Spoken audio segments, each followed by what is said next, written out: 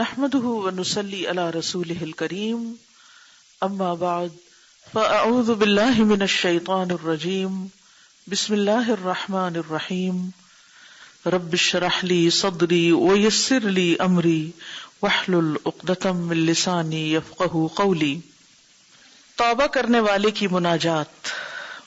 مناجات کا لفظ ہے یہ نجوہ سے ہے، سرگوشیاں، یعنی توبہ کرنے والا کیسے کیسے پکارتا ہے رب کو۔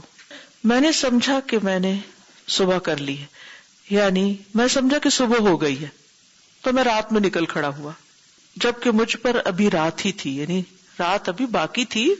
کبھی ایسا دھوکا ہو جاتا نا کہ انسان آسمان کو دیکھتا ہے کہ بڑی روشنی ہو گئی ہے، اور ٹائم نہ دیکھے تو سمجھے کہ صبح ہی ہوگی۔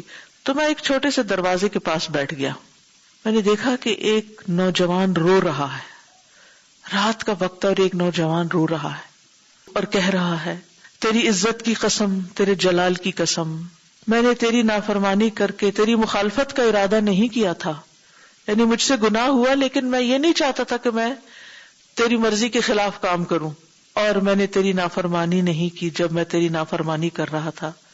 اس طرح نہیں کہ میں تیری سزا کو جاننے والا نہیں تھا اور نہ تیری سزا کا نشانہ بننے والا، تیری سزا کا نشانہ بننے والا نہیں، ولا بنظرک مستخف، اور نہ تیری نظر کو ہلکا جاننے والا ہوں۔ مجھے معلوم ہے تو مجھے دیکھ رہا ہے، لیکن میرے نفس نے میرے لیے اس گناہ کو آسان کر دیا اور میری بدبختی مجھ پہ غالب آ گئی، اور دھوکے میں ڈالا مجھے تیرے ڈالے ہوئے پردے نے، یعنی میرے گناہ پہ جو تو نے پردہ ڈال دیا کہ کوئی نہیں دیکھ رہا تھا، تو اس وجہ سے میں دھوکا کھا گیا۔ اور اب جبکہ میں گناہ کر بیٹھا ہوں، تیرے عذاب سے مجھے کون بچائے گا؟ میں کس کی رسی پکڑوں گا جب تیری رسی مجھ سے کٹ گئی؟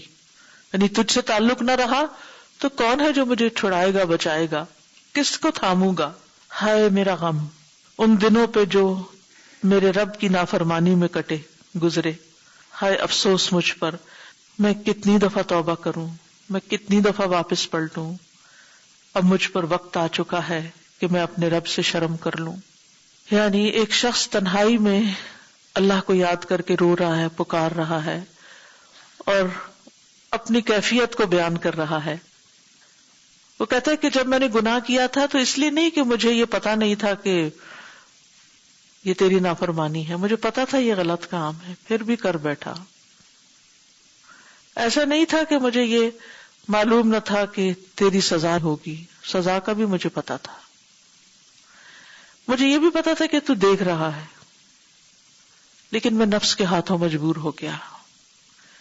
اور کتنی ہی دفعہ گناہ ایسے ہی تو ہوتا ہے، علم بھی ہوتا ہے یہ غلط کام ہے، پتا بھی ہے اس پہ سزا ہے، پتا بھی ہے کہ اللہ ناراض ہوگا، لیکن خواہشات نفس انسان پہ ایسا غلبہ پاتی ہیں کہ انسان نفس کے ہاتھوں مجبور ہو کے وہ غلط کام میں پڑ جاتا ہے۔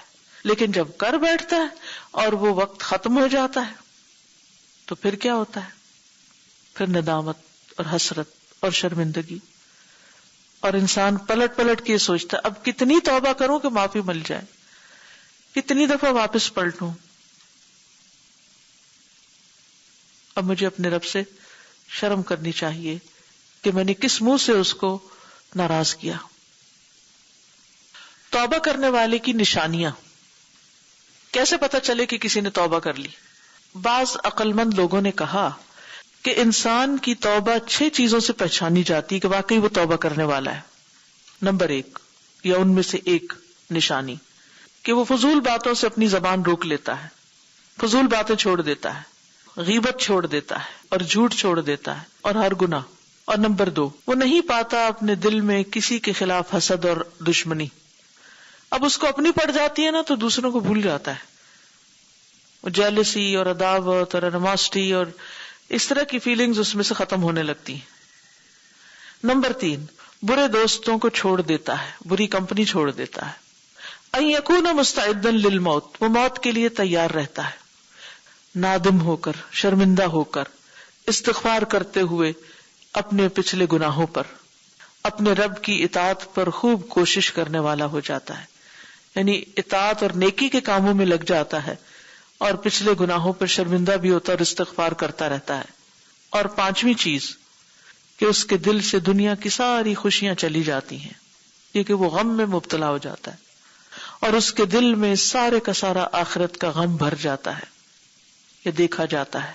اور نمبر 6 کہ وہ اپنے آپ کو فارغ پاتا ہے اس چیز سے جس کی ضمانت اللہ نے لی ہے، رزق وغیرہ میں سے، یعنی دنیا کی فکر کم ہو جاتی ہے اسے، وہ اس کام میں زیادہ مشغول ہو جاتا ہے جس کا اللہ نے اس کو حکم دیا، یعنی عبادات کے لیے وقت نکالنے لگتا ہے۔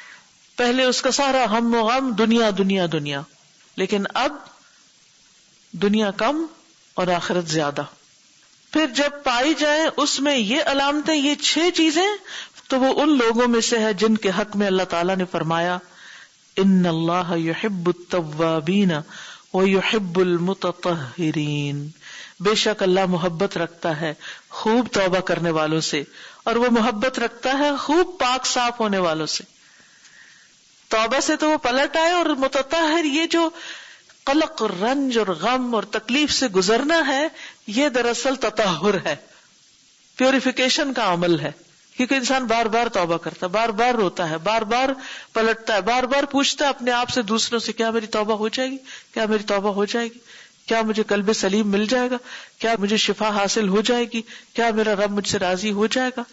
اس کا ہم و غم سب اسی کے اندر آ جاتا ہے، لہذا باقی چیزیں اس کے لیے بہت امپورٹنٹ نہیں رہتی۔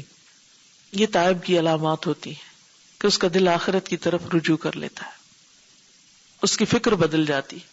توبہ کرنے والے کی طرف لوگوں کی ذمہ داری، یعنی لوگوں پر کیا ذمہ داری عائد ہوتی ہے کہ وہ توبہ کرنے والے کے ساتھ کیا معاملہ کرے، یعنی اگر کوئی شخص توبہ کر لیتا ہے تو پھر لوگوں کو اس سے کس طرح پیش آنا چاہیے۔ کہا جاتا ہے کہ لوگوں کے اوپر لازم ہے کہ وہ توبہ کرنے والے کے ساتھ 4 چیزیں کریں۔ نمبر 1 کہ وہ اس سے محبت کریں۔ سبحان اللہ، شیطان کیا کہتا ہے؟ اس سے محبت کرو گے تو گناہگار تھا، تم گناہگار سے محبت کرتے ہو، فلاں کا نام نہ لینا، وہ تو ایسا شرابی کبابی وغیرہ وغیرہ جو لوگ باتیں کرتے ہیں۔ نہیں، اگر کسی نے اپنا گناہ چھوڑ دیا ہے تو اب وہ اللہ کا بھی محبوب ہے، کیونکہ اللہ توبہ کرنے والوں سے محبت کرتا ہے، تم بھی محبت کرو کیونکہ اللہ سبحانہ وتعالیٰ اس سے محبت کرتا ہے۔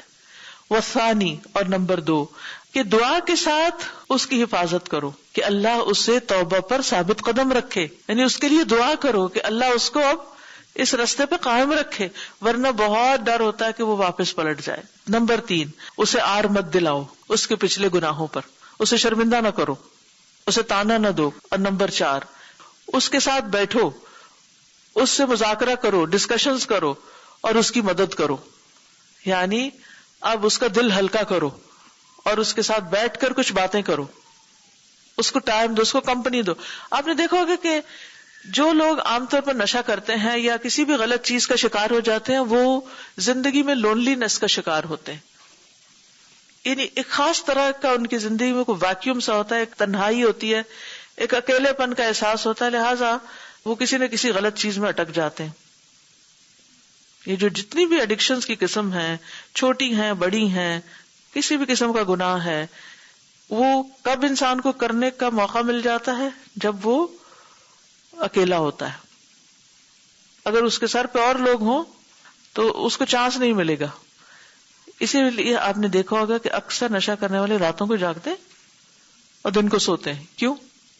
کیونکہ وہ لوگوں میں گھلنا ملنا نہیں چاہتے، وہ کسی سے کوئی نصیحت نہیں لینا چاہتے، وہ لوگوں کو اوائڈ کرنے لگتے ہیں، وہ تنہا ہو جاتے ہیں، کیونکہ اس تنہائی میں ان کو موقع مل جاتا ہے غلط کام کرنے کا۔ تو انہیں تنہا نہ چھوڑو، اکیلا نہ چھوڑو، کتنا اہم ہے۔ ہم بعض اوقات چاہتے ہیں نا کہ بچے ہمارے اچھے راستے پہ آ جائیں یا کچھ، لیکن ہم ان کے ساتھ بیٹھتے ہی نہیں، ان کو کمپنی نہیں دیتے، ان کی سنتے ہی نہیں، ان کو سناتے ہی نہیں۔ نتیجہ کیا ہوتا ہے؟ وہ اپنی دنیا میں، ہم اپنی دنیا میں۔ یعنی ان کو سپورٹ دو، ایسے لوگوں کے لیے سپورٹ گروپ ہو۔ اور آپ دیکھیے کہ قرآن کی مجلسوں سے بہتر کون سا سپورٹ گروپ ہو سکتا ہے کہ آپ صالحین کی کمپنی اختیار کریں، آپ کے لیے آسانیاں ہو جائیں گی۔ کیونکہ جو لوگ دکھی ہوتے ہیں، غمگین ہوتے ہیں، پریشانیوں کے مارے ہوتے ہیں، جن کو زندگی میں کوئی سکون نہیں ملتا، وہ سکون ڈھونڈتے ہیں اور کبھی گناہ میں جا کے لذت پاتے ہیں۔ اور اس وقت ان کو نہیں پتا چلتا کہ ہم کیا پی رہے ہیں، لیکن جب وہ کر چکتے ہیں غلط کام تو پھر اس کے بعد ان کو سمجھ آتی ہے، اور وہ ان کے لیے پہلے سے بھی زیادہ مصیبت کا باعث بن جاتی.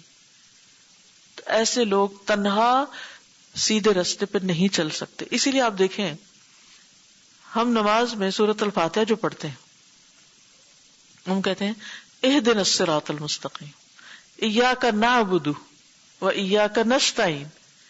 یہ جمع کے صیغے کیوں ہیں؟ کیونکہ مجھے بھی ہدایت چاہیے اور میرے ساتھ تو میرے ساتھی جو ہیں ان سب کو بھی چاہیے. ہم سب کو تو دے، اور سب کے لیے دعا مانگ رہے ہوتے ہیں، کیونکہ مومنوں کی دعا ایک دوسرے کو گھیرے ہوئے ہوتی ہے، ان کی حفاظت کرتی ہے، ان کو فائدہ دیتی ہے. عام زندگی میں آپ دیکھیے کہ جو شخص ایک غلط راستے پہ چل پڑتا ہے نا، تو عموماً لوگ اس کے ساتھ انتہائی برا سلوک کرتے ہیں، جس کے نتیجے میں وہ اپنی برائی میں اور پکا ہو جاتا ہے، اور پھر ہم الٹیمیٹلی اس کو کھو ہی دیتے ہیں. یعنی اگر کوئی مرد برے راستے پہ چل پڑا ہے تو بیوی جو ہے اس سے نفرت کرنے لگتی، اس نفرت میں، وہ غصے میں، فرسٹریشن میں اور برا بھلا کہتی ہے. جب وہ گھر آتا ہے تو اس کو لان تان ملتی ہے، جب وہ دوسری طرف جاتا ہے وہاں سے اس کو کچھ اور ملتا ہے. تو obviously وہ پھر کیوں اپنے گھر واپس آئے گا، وہ تو دوسرے راستے پہ چلے گا. تو ایسے لوگ غلط بھی کر رہے ہوں تو وہ ہمدردی کے لائق ہیں، ان کو سپورٹ دی جائے تاکہ وہ اس مصیبت سے باہر نکل آئے جس کے لیے وہ چاہتے بھی ہیں کہ وہ نکلے. لیکن انہیں جب آپ دیکھیں نا ایک شخص جو ڈوب رہا ہو تو اسے کسی کا ہاتھ چاہیے نا کہ وہ پکڑ کے اس کو نکلنے میں مدد دے. تو ہم ایسے لوگوں کو تنہا چھوڑ دیتے ہیں. تنہا نہ چھوڑیں، ان کو سپورٹ کریں. صرف برا بھلا کہنے سے، تانے دینے سے کسی کی اصلاح نہیں ہو سکتی، کوئی سیدھے راستے پہ نہیں آ سکتا. کسی بھی شخص کو جس کے بارے میں آپ کو پتا ہو کہ وہ غلط کر رہا ہے تو صرف تان و تشنیع کر کے، صرف نصیحتیں کر کے، صرف بیڈ لکس دے کے آپ اس کی اصلاح نہیں کر سکتے. اس کو کانفیڈینس میں لیں، اسے سپورٹ دیں، اور اس سے غیر ضروری باتیں بھی نہ کریں، کیونکہ وہ انسیکیور ہوتا ہے کہ پتہ نہیں اور ہی مجھ سے کیا پوچھ لیں گے. اور ویسے بھی ہماری یعنی یہ عادت بہت اچھی نہیں ہوتی کہ کسی سے غیر ضروری سوال کیے جائیں. اگر کوئی کسی چیز کے بارے میں معلومات دینا چاہتا ہے اپنی زندگی کی، وہ خود دے دے گا. کیونکہ بہت سے لوگ جن کے گھروں میں کچھ ٹوٹ پھوٹ ہوتی ہے یا کوئی خرابی ہوتی ہے، اگر ہم ان سے ایکسٹرا سوال شروع کر دیں تو وہ ان کے لیے اور تکلیف کا باعث ہو جاتا ہے. تو مددگار تو بنے لیکن ان کے لیے مصیبت نہ کھڑی کریں. سبحانک اللہم و بحمدک، اشہد ان لا الہ الا انت، استغفرک و اتوب الیک. السلام علیکم و رحمۃ اللہ وبرکاتہ.